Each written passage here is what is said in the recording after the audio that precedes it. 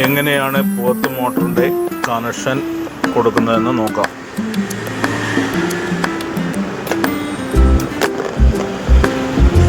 ഇത് പോത്ത് മോട്ടറിൻ്റെ കണക്ഷനാണ്. Red wire, Y wire, blue wire, blue, yellow, red. ഈ വയറുകൾ പോത്ത് മോട്ടറിൻ്റെ കപ്പാസിറ്ററാണിത്. ഈ കപ്പാസിറ്റർ ഒരു വയർ യെല്ലോ വയറിനും കപ്പാസിറ്ററിൻ്റെ മറ്റേ വയർ റെഡ് വയറിനും കണക്ട് ചെയ്യാം. അതിനുശേഷം സപ്ലൈ ലൈൻ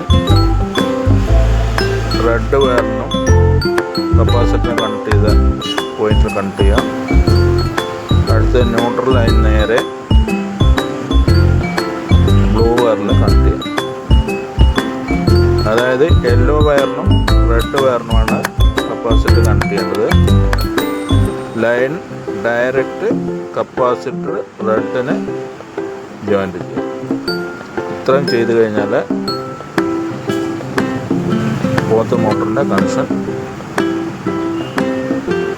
റെഡിയായിരിക്കും.